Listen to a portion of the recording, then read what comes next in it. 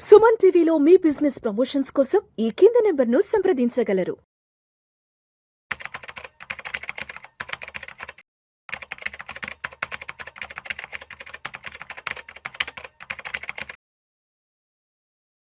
నమస్తే, welcome to Vishnu talks. నేను విష్ణు. ప్రస్తుతం నాతో పాటు stock market analyst SJ Harsha ఉన్నారు. తనతో మాట్లాడదాం. నమస్తే హర్ష. నమస్తే. హర్ష, ఈ వీడియోలో కాస్త సావధానంగా బంగారం వెండి ధరల గురించి మాట్లాడుకుందాము. దీపావళి ముందు రోజు వరకు బంగారం వెండి ధరలు అరాచక స్థాయిలో దూసుకెళ్ళాయి. ఏమైంది ఏంటో కానీ మరుసటి రోజు దీపావళి తెల్లవారి నుంచి ఒక్కసారిగా బంగారం ఏమో ఒక 10% డ్రాప్ అయిపోయింది, సిల్వర్ ఏమో ఒక 15 to 18% డ్రాప్ అయింది. సో మొత్తానికి ఒక 2 weeks నుంచి బంగారం వెండి ధరలు కాస్త స్తబ్దుగా ఉన్నాయి. బట్ లాస్ట్ ఒక 3-4 days నుంచి మళ్ళీ బంగారం వెండి ధరల్లో ర్యాలీ అయితే స్టార్ట్ అయింది. ఎస్, ఇవాళకి బంగారం వెండి ధరలు చూస్తే గోల్డ్ 24 carats 10 grams 1,30,000 వద్ద ట్రేడ్ అవుతుంది. 22 carats 10 grams 1,18,000 1,19,000 వద్ద ట్రేడ్ అవుతుంది. సిల్వర్ విషయానికి వస్తే 1,72,000 1,73,000 ఇంక్లూడింగ్ 3% GSTతో కలిపి. సో ఏంటి మళ్ళీ ఒక 4-5 రోజుల నుంచి మళ్ళీ బంగారం వెండి ధరలు గట్టిగానే పెరుగుతున్నాయి అంటారు? Correct sir. సో దీపావళి అప్పుడు మనకి బాగా ఎమోషనల్ వాల్యూ ఎక్కువ కాబట్టి దాని ముందు డిమాండ్ విపరీతంగా పెరిగిపోయి ఆ డిమాండ్ మొత్తం దీపావళి అయిపోయిన నెక్స్ట్ డే ఒక్కసారిగా మాయమైపోవడం వల్ల మీకు ఆ ఫ్లక్చువేషన్స్ కనిపిస్తుంది. సడన్ రైజ్, మా తర్వాత మళ్ళీ సడన్ ఫాల్. అయితే మీరు త్రూఅవుట్ హిస్టరీ చూస్తే గోల్డ్ ఎప్పుడు కూడా ర్యాపిడ్గా పైకి కిందకి మూవ్ అవ్వదు. సో ఇదర్ స్లోగా పైకి పెరుగుతుంది లేదా అదే లెవెల్ ఆగిపోయి ఉంటుంది తప్పితే మళ్ళీ గోల్డ్ ₹1,00,000 50,000 వెళ్ళే సీన్ అయితే లేదు. అయితే ఈ రీసెంట్ ఈ 1 weekలో ఎందుకు మార్కెట్ పెరిగింది, దానికి గోల్డ్కి ఎస్పెషలీ దేనికి సెన్సిటివ్గా ఉందంటే మన ఇండియన్ మార్కెట్ ఫ్యాక్టర్స్ ఏం లేవు. దీపావళి అప్పుడు ఓకే మనం కొంత ఇంపాక్ట్ చేసాం, కానీ ఒకసారి దీపావళి అయిపోయాక మళ్ళీ గోల్డ్ మేజర్గా ఇంపాక్ట్ చేసే ఫ్యాక్టర్స్ అని గ్లోబల్ ఫ్యాక్టర్స్, ఎస్పెషలీ అన్నిటికంటే మళ్ళీ అగైన్ అమెరికా. సో అమెరికాలో మీరు చూస్తే వాళ్ళది డిసెంబర్లో ఫెడ్ రేట్ కట్స్ చేస్తారా లేదా అన్నది గోల్డ్ని బాగా ఇంపాక్ట్ చేస్తున్న షార్ట్ టర్మ్ ఫ్యాక్టర్. ఎందుకంటే ఒకవేళ మీరు ఫెడ్ కనుక రేట్ కట్స్ చేసింది అనుకోండి, దాని అర్థం ఏంటి, మీరు ఇంట్రెస్ట్ రేట్లు తగ్గిస్తే జనాలందరూ ఏదన్నా బాండ్లో ఇన్వెస్ట్ చేస్తే రేట్లు తక్కువ ఉండడం వల్ల అది ఇన్ఫ్లేషన్ కంటే తక్కువ అయిపోతుందన్న భయంతో ఆ డబ్బులు తీసుకొచ్చి గోల్డ్లో పెడతారు. సో ఎప్పుడైనా సరే మీరు యుఎస్లో కనుక రేట్స్ కట్ చేస్తున్నాం న్యూస్ వస్తే మీరు చూస్తే ఇమ్మీడియట్గా నెక్స్ట్ డే గోల్డ్ పెరుగుతుంది. ఈ వారం మొత్తం ఏమైందంటే డిసెంబర్లో కట్ చేస్తారా లేదా అన్న దాని మీద న్యూస్లు అటు ఇటు షిఫ్ట్ అవుతా ఉన్నాయి. కట్ చేస్తారేమో అని న్యూస్ వస్తుంటే గోల్డ్ పెరగడం చూస్తారు, కట్ అవ్వదేమో అనగానే మళ్ళీ పడడం చూస్తారు. సో షార్ట్ టర్మ్లో వన్ స్ట్రాంగ్ ఇన్ఫ్లుయెన్సింగ్ ఫ్యాక్టర్ వచ్చి డిసెంబర్లో ఫెడ్ రేట్ కట్స్.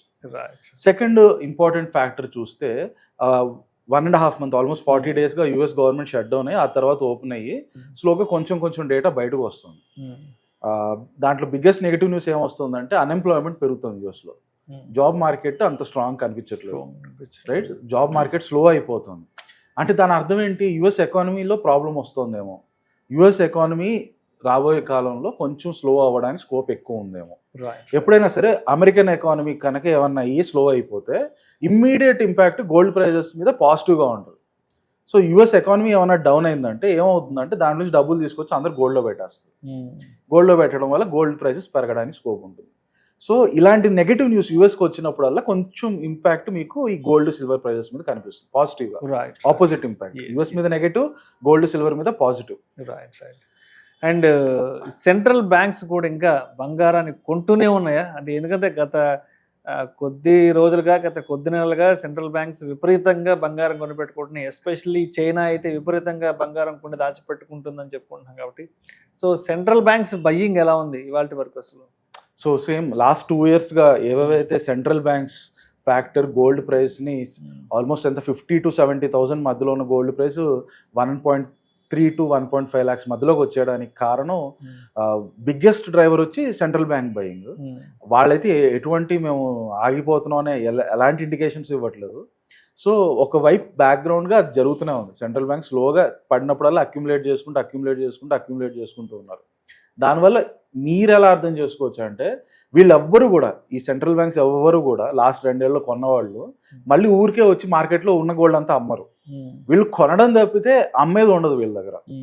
వీళ్ళు ఒకవేళ అమ్మితే అప్పుడు మీరు గోల్డ్ ప్రైస్ క్రాష్ అవ్వడం చూస్తారు, కానీ ఏ సెంట్రల్ బ్యాంక్ కూడా వాళ్ళ దగ్గర ఉండే గోల్డ్ అమ్మాలనే థాట్ కూడా రాదు వాళ్ళకి. ఎంత వీలైతే అంత కొని పెట్టుకుంటారు తప్పితే అమ్మరు. సో అది మీరు పాజిటివ్గా ఎలా చూడొచ్చు అంటే గోల్డ్ ప్రైజెస్ స్లైట్ కరెక్షన్ ఉండి ఆ లెవెల్కి, లైక్ ఇప్పుడు దీపావళి తర్వాత ఒక 10% కరెక్షన్ అయ్యి ఎలా అయిందో అలా స్లైట్ కరెక్షన్లో ఉంటాయి తప్పితే డ్రాస్టిక్ ఫాల్ ఉండదు. సో గోల్డ్ అదే లెవెల్లో ఉండాలి లేదా పెరుగుతూ వెళ్ళాలి. బాగా పెరగాలి అంటే ఈ సెంట్రల్ బ్యాంక్స్ బాగా కొనాలి.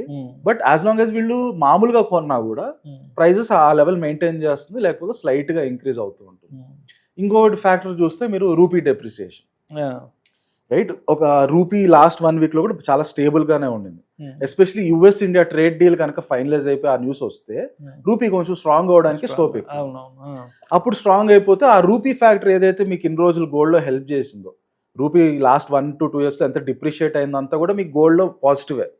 ఎందుకంటే గోల్డ్ డాలర్స్ లో ఉంటుంది, దాన్ని ఇండియన్ రూపీస్ లో కన్వర్ట్ చేసినప్పుడు డెప్రిషియేషన్ గా పెడితే రూపీ కనుక డెప్రిషియేషన్ అయినప్పుడు అది కన్వర్ట్ చేస్తే మీకు ఎక్కువ డబ్బులు వస్తాయి.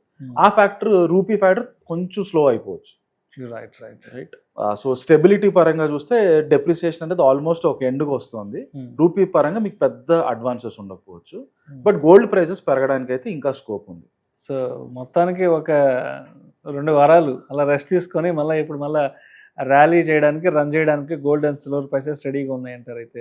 Correct. And at the same time మీరు కొంచెం లాంగ్ టర్మ్ లో ఫ్యూచర్ లో ఏమవచ్చు అని చూసుకుంటే, ఎస్పెషలీ యుఎస్ లో ఏఐ బబుల్ వల్ల మార్కెట్స్ లో క్రాష్ అవ్వడానికి స్కోప్ అయితే కనిపిస్తుంది. లేదా at the same time US economy కూడా అంత బాగా చేయట్లేదు. ఈ రెండిట్లో ఏదన్నా కనుక కొంచెం స్నోబాల్ అయ్యి కొంచెం పెద్ద ఎఫెక్ట్ అయింది అనుకోండి, యుఎస్ ఎకానమీలో పెద్ద ప్రాబ్లం రావడం, యుఎస్ స్టాక్ మార్కెట్లోనూ పెద్ద ప్రాబ్లం రావడం, అప్పుడు ఇమ్మీడియట్ గా మీరు మళ్ళీ గోల్డ్ ప్రైసెస్ లో డ్రాస్టిక్ రైజ్ చూస్తారు. గోల్డ్ ప్రైసెస్ ఫాస్ట్ గా పెరగడం చూస్తారు. అదర్వైజ్ స్లోగా పెరుగుతూ వెళ్తుంది. ఇలాంటి ఈవెంట్స్ ఏదైనా జరిగినప్పుడు డెఫినెట్ గా ఫాస్ట్ గా పెరుగుతుంది.